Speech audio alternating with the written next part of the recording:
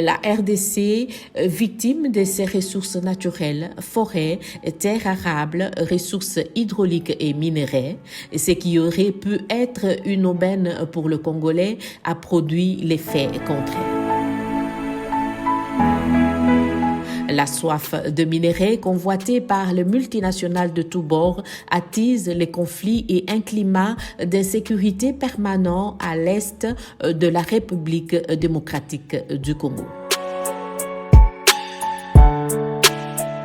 C'est dans ces cadres que l'ASBL Change, par son coordinateur, M. Dido Kalama, a organisé samedi 7 octobre à l'Université libre de Bruxelles une conférence débat sur la dépendance aux minerais congolais. Présente à cette conférence une délégation venue du Congo dont Madame Lilas Pezo Kiri, chargée de communication du Conseil congolais des batteries, de Monsieur Daniel Banza, expert en intelligence économique et géopolitique de minerais, et de Madame Alice Mirimbo, DG du Fonds national pour le service social et coordonnatrice du PABEA Cobalt, qui n'a pas fait le déplacement de Bruxelles, mais a intervenu en vidéoconférence.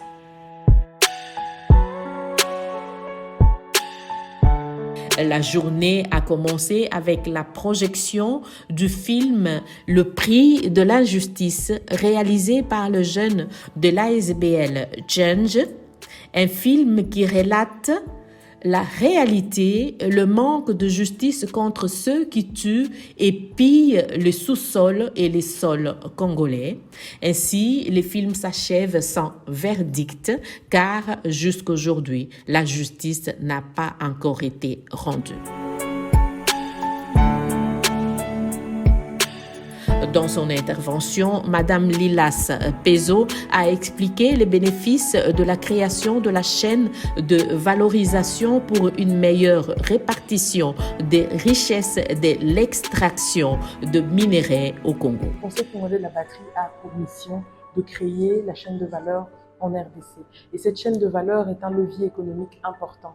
Lorsqu'on sait que le monde actuel est en phase de transition énergétique et que la RDC a eu le potentiel d'apporter plus de la moitié du besoin en matières premières mondiales, il est important que la population congolaise décidément se retrouve en fait, ou alors gagne aussi et un retour sur les extractions qui sont faites au Congo. Donc c'est pourquoi, grâce à la chaîne de valeur, le Congolais pourra lui aussi profiter de l'extraction grâce aux différents emplois et aux différentes activités qui seront créées autour de cette chaîne de valeur. Ensuite, il y a aussi les infrastructures, il y a les énergies qui seront mises en place. Cela fera que la population congolaise pourra profiter de tout cela. C'est pourquoi il est important que nous fassions ce plaidoyer en fait en faveur de la chaîne de valeur en RDC. Au plaidoyer, c'est d'abord premièrement l'opinion internationale, mais il y a aussi la diaspora congolaise, puisque c'est cette diaspora congolaise qui qui a un pied dedans, qui est appelée à l'extérieur et à l'intérieur.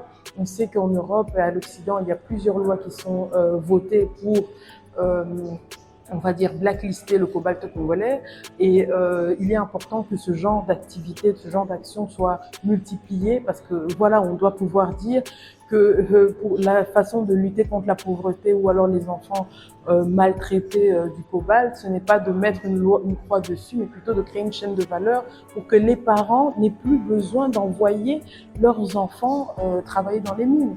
Il n'y a aucun parent qui le fait de gaieté de cœur. Le problème, c'est justement la pauvreté. Et grâce à la chaîne de valeur, il y a une option, il y a des métiers, il y a des emplois, il y a des activités qui pourront faire que les conditions de vie seront améliorées et que chaque parent enverra son enfant à l'école étudier pour son avenir. Donc voilà. Et cette action, cette mission, on va dire même les jeunes de la diaspora, ils pourront y prendre part. Ils sont formés ici et peuvent apporter aussi leur main-d'œuvre qualifiée, parce que bientôt, avec ce tournant décisif qui pointe à l'horizon, il y aura une grande demande en main-d'œuvre qualifiée. Et cette main-d'œuvre qualifiée peut venir de partout dans le monde. Et ce serait encore mieux si elle venait de notre propre diaspora. Ou alors qu'il y ait des formations localement. C'est-à-dire il y a des jeunes et des ingénieurs dans le Haut-Katanga, d'autres provinces qui peuvent y profiter et pourquoi pas les jeunes de la diaspora aussi. Donc l'idée c'est vraiment de sensibiliser au maximum, de dire venez, mais ensuite aussi de faire un appel aux investisseurs parce que oui c'est un tournant décisif, c'est une grande transition, mais on ne peut pas la faire sans les apports de capitaux étrangers et ces étrangers doivent être rassurés, ces étrangers doivent être convaincus que cette chaîne de valeur est quand même, on va dire, gage de richesse et de prospérité. Donc l'idée c'est de présenter cette chaîne de valeur comme alternative. Les attentes, c'est surtout de pouvoir recevoir des échanges. C'est un moment d'échange, de partage, comme je l'ai dit tout à l'heure, un plaidoyer en faveur de la chaîne de valeur, mais aussi on pourra connaître les opinions des différents intervenants, des différents participants, puisqu'il y a un moment de débat et un moment d'échange. Certains nous feront part de leurs préoccupations, de leurs craintes, et le message c'est de pouvoir les rassurer, de pouvoir dire la RDC se prépare, c'est vrai. Il y a toutes ces choses qu'on déplore, il y a des enfants qui travaillent dans les mines, il y a des femmes enceintes, ainsi de suite, mais il y a aussi des démarches, il y a des initiatives qui sont faites dans le sens de mettre fin à toutes ces choses et de créer un bon vivre pour les Congolais. Et tout ça, l'idée c'est de pouvoir informer et de voir un peu la réceptivité de l'opinion publique. Et donc voilà. Monsieur Daniel Banza a lui demandé à ce que justice soit faite et lance un appel à la jeunesse de la diaspora congolaise à être partie prenante et acteur du développement de son pays pour ne pas laisser aux autres de piller les richesses du Congo. Je suis un expert dans le secteur des mines. Des minerais, des implantations et des analyses qui concernent tout ce qui est secteur minier. Et voilà, je suis ici dans le cadre aussi parce que je suis président d'une association qui s'appelle ICO-ASBL et on va parler justement du Congo, des perspectives du Congo, de l'avenir du Congo dans le secteur justement de l'industrialisation. Et je suis venu apporter ma petite contribution. Écoutez, moi, on nous a fait une proposition. Moi, je suis venu pour essayer de dire aux jeunes qui sont ici que le Congo, c'est l'avenir. L'Afrique, c'est l'avenir. Beaucoup sont des enfants de la deuxième génération, troisième génération. Ils voient le Congo à travers le prisme des images qu'on leur donne. Et souvent, lorsqu'on leur dit qu'il faut retourner en Afrique, ils regardent l'Afrique c'est un peu loin. Et je leur dis non, l'Afrique c'est pas loin. Le Congo c'est 150 millions de consommateurs demain, 200 millions peut-être dans 50 ans, quand ils auront des enfants. Et le malheur c'est qu'eux ne le comprennent pas. Et vous voyez beaucoup d'Occidentaux qui viennent, ils veulent voir l'Afrique, ils veulent faire des affaires. Mais cette génération, elle voit le Congo comme si c'était loin, ils sont sortis, ils ne veulent pas y revenir. Et je leur dis, non, ne faites pas cette erreur. Si vous faites cette erreur, ce sont vos voisins avec qui vous êtes au cours, qui viendront demain au Congo, qui feront des affaires, et quand ils vont vous regarder, ils vont dire, ces gens sont bizarres. Ils ne veulent pas faire des affaires avec le lieu d'où ils viennent. Non, moi, je suis venu parler de ça et de leur dire, d'abord, il y a un potentiel énorme au Congo, il y a un avenir certain pour leur génération et aussi ce qui est en train de se faire. Il y a quand même des changements qui sont en train de se structurer sur le Congo, changements qui concernent tout le monde. Ce n'est pas une question d'opinion politique, c'est une question que nous devons tous demain vivre dans le même pays. Ceux qui sont là, cette jeunesse qui est venue présenter un film, des gens aussi qui écoutent et qui veulent savoir que demain, pour l'instant, il y a un processus qui est en train de s'enclencher qui consiste à dire il faut construire le Congo de demain. Je voudrais quand même vous rappeler une chose, ces minerais du sang ne commencent pas aujourd'hui. Ça, c'est une illusion. La guerre qui a lieu en 1997 démarre cette campagne. Nous sommes combien d'années après? Alors, c'est pas aujourd'hui. Les Chinois sont venus, les Indiens sont venus, les Pakistanais sont venus. Maintenant, les Occidentaux se disent oui, mais ils se sont installés, les autres. Ils n'ont pas dit que c'est le minerai du sang, ils se sont installés. Et là, par exemple, dans le cas du cuivre, du cobalt au Katanga, il n'y a pas de minerai de sang. Hein. Et maintenant, les Américains disent il nous faut notre part, les Chinois disent, les Européens disent il nous faut notre part. Oui, pourquoi vous n'êtes pas venus à ce moment-là? Vous voulez que tout soit organisé pour que vous puissiez venir. Le monde est ouvert aujourd'hui. Le monde est ouvert. Vous ne venez pas, vous ratez, d'autres gens viendront. Voilà, moi, c'est le message que je donne. Merci beaucoup, monsieur. Quant à messieurs Dido Kalama de l'ASBL Change, invite le jeune à voter massivement et voter utile les dirigeants capables de sécuriser le Congo afin de retrouver un climat propice aux investissements et au développement de la RDC.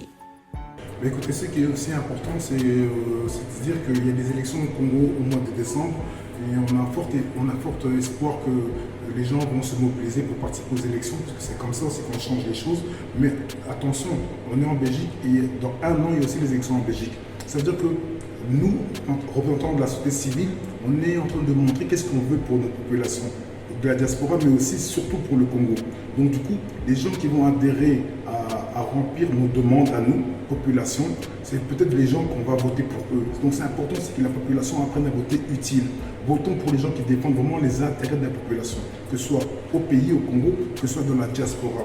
Donc, les élections approchent et on voit que tout le monde commence à bouillir, mais je demande aux gens d'être conscients, de ne pas se laisser utilisé par des fois des manipulations, d'être très conscient et de montrer qu'une fois que notre population a pris une maturité pour plus voter de manière tribale, de manière fanatique, mais de voter pour les gens utiles à notre population. On peut voir des efforts, on peut voir des progrès. Votons le progrès, votons les efforts, votons pour les gens qui vont demain construire un Congo où nous, on sera enfin fiers et surtout qu'on pourra céder à nos enfants. C'est un peu ça le rôle d'une population et des dirigeants politiques, mais aussi de la société civile. On pousse les gens, bien sûr, à participer aux élections parce que c'est comme ça qu'on revendique le droit. Dans certains pays, le droit est un luxe, donc profitons de ce luxe. Notamment, n'oublions pas que dans un coin du pays, il y a encore la guerre et je m'inquiète, j'espère que toutes les populations du Congo pourront participer à ces élections parce qu'en tant que citoyens de leur pays, ils ont droit, comme chacun, à poser leur voix. Et on espère que quand les gens auront pris cette conscience de voter utile, ils voteront pour les gens qui font vraiment un travail énorme. Alors, est-ce qu'il nous entend? Ça dépend en fait à qui on parle.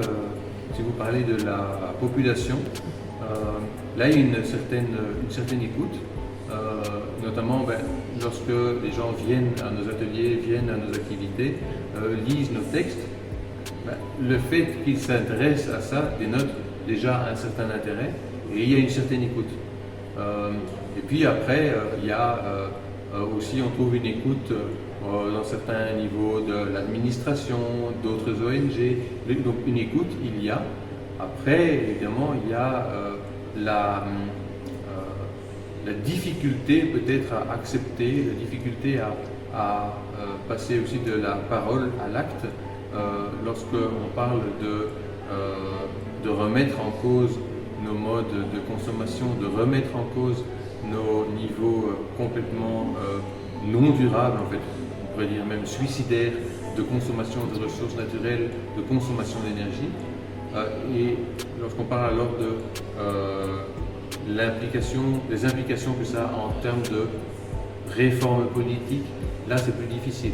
Là où il y a une écoute plus forte, peut-être, où il y a déjà aussi d'ailleurs, c'est peut-être pas nécessairement une écoute, c'est une démarche qui existe déjà depuis un certain temps, par exemple, qui est un peu récente et qui commence un petit peu, heureusement, c'est la question des normes produits, de la durabilité, donc le côté plus technique, on va dire, ou technologique. Là, il y a une petite évolution. Je n'irai pas jusqu'à dire que c'est grâce à Justice et Paix, mais c'est certainement un domaine auquel nous collaborons, auquel nous coopérons et où il y a peut-être une écoute un peu plus grande. Mais nous restons toujours dans un modèle économique de croissance, croissance de la production, croissance de la consommation. Et c'est ce modèle-là qu'il faut remettre en cause. Et toutes les politiques qui sont des politiques positives de recyclage, de réparabilité et tout ça, restent encore dans ce modèle, on va dire, de croissance économique. Et donc ça, c'est vraiment un changement de paradigme, on pourrait dire, qu'il faut faire, même s'il y a ici et là certains éléments qui donnent de l'espoir.